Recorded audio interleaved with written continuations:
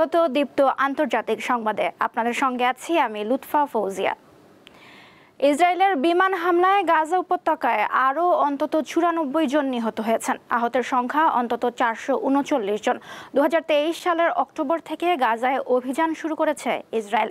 গাজার স্বাস্থ্য মন্ত্রণালয়ের তথ্য অনুযায়ী মোট নিহতের সংখ্যা পৌঁছেছে 60,933 জনে।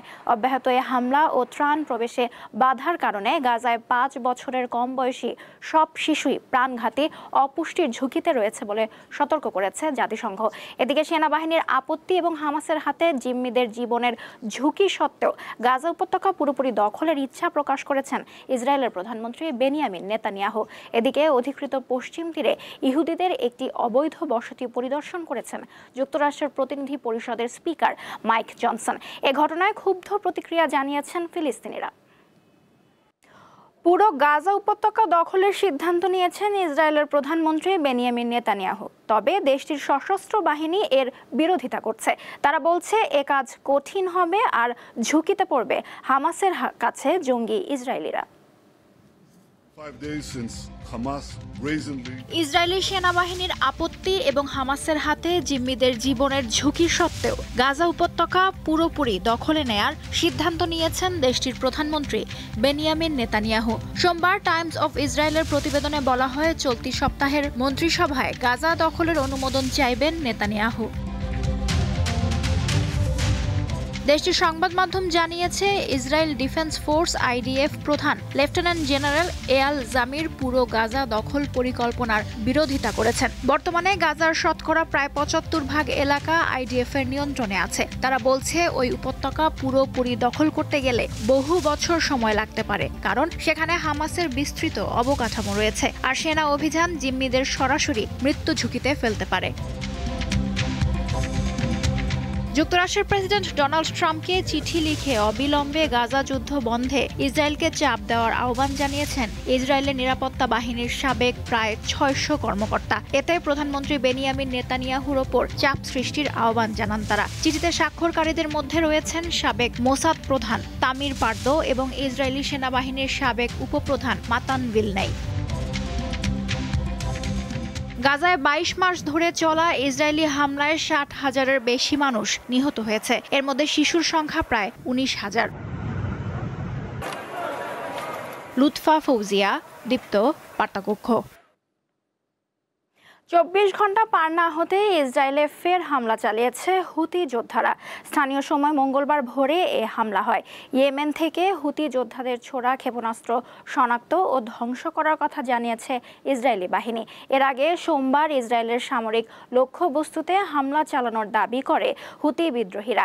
এক টেলিভিশন ভাষণে গোষ্ঠীটির সামরিক মুখপাত্র ইয়াহিয়া সারি জানান, শত্রুদের সামরিক অবস্থান লক্ষ্য করে 3টি ড্রোন নিক্ষেপ করা হয়।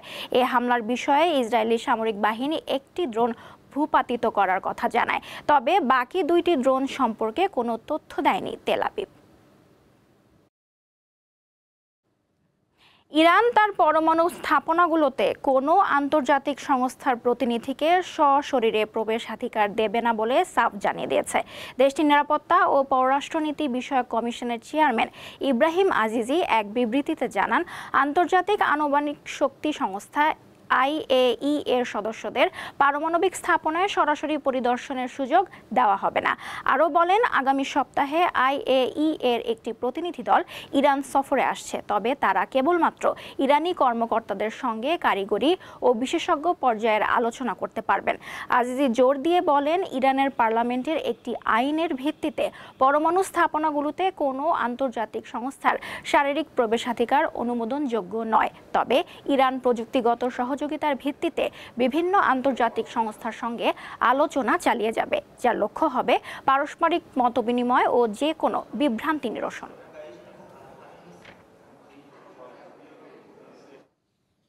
ইরানের দক্ষিণাঞ্চলের শক্তিশালী ভূমিকম্প অনুভূত হয়েছে। জার্মান ভূবিজ্ঞান গবেষণা কেন্দ্র জানিয়েছে, স্থানীয় সময় মঙ্গলবার রিক্টার স্কেলে 5.73 মাত্রার এই কম্পন অনুভূত হয়। ভূমিকম্পের উৎপত্তিস্থল ছিল ভূপৃষ্ঠ থেকে মাত্র 10 কিলোমিটার গভীরে। তবে তাৎক্ষণিকভাবে এই ঘটনায় হতাহত বা ক্ষয়ক্ষতির খবর পাওয়া যায়নি।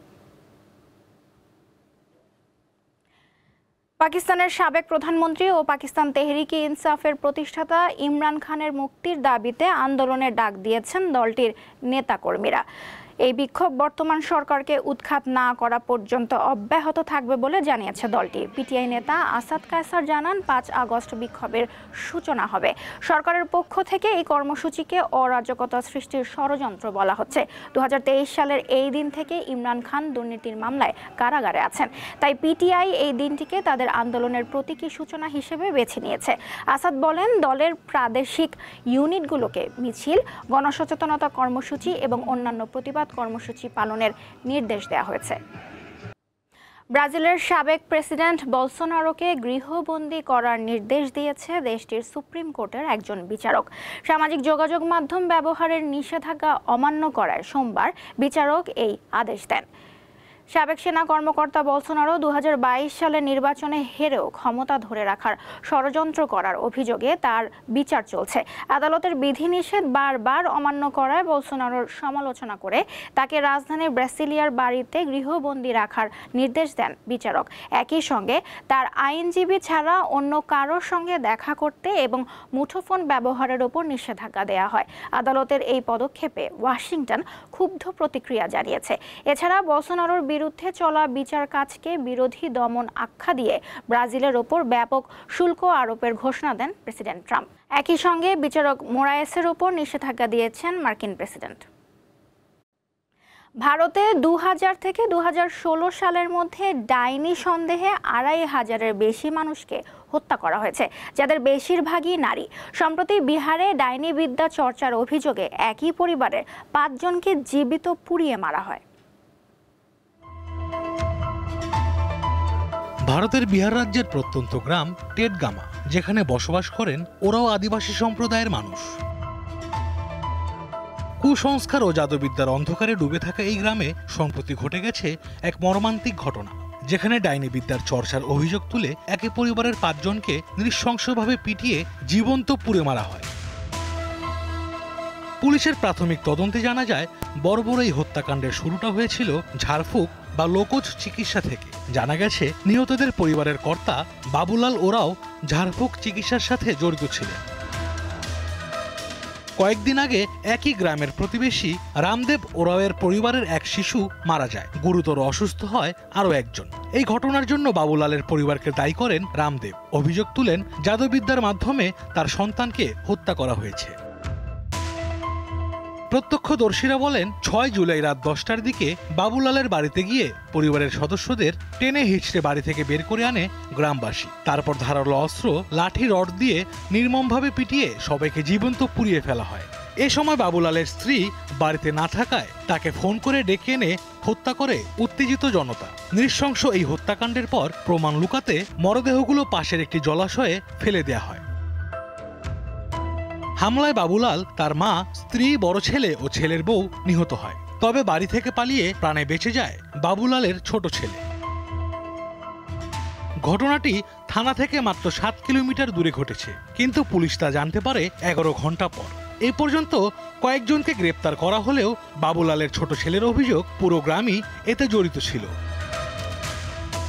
হৃদয় বিদারক এই হত্যাকাণ্ডের 1 মাস হয়ে গেছে, কিন্তু এখনো পুরো গ্রাম জুড়ে বিরাজ করছে আতঙ্ক। এখনো ভয়ে পালিয়ে বেড়াচ্ছেন বেশিরভাগ গ্রামবাসী। যে কয়জন গ্রামে আছেন, সেদিনের ভয়াবহতা এখনো তাড়িয়ে বেড়াচ্ছে তাদের। আশরাফ শুভ, দীপ্ত, বার্তাকক্ষ। শেষ করছি দীপ্ত আন্তর্জাতিক সংবাদ। আমাদের পরবর্তী আয়োজন বিকেল 5টায় জেলার সংবাদ দেখার আমন্ত্রণ রইল। এছাড়াও দেশ বিদেশের নানা তথ্য জানতে চোখ রাখুন দীপ্ত টিভির ডিজিটাল প্ল্যাটফর্মগুলোতে। এতক্ষণ সঙ্গে থাকার জন্য ধন্যবাদ সবাইকে।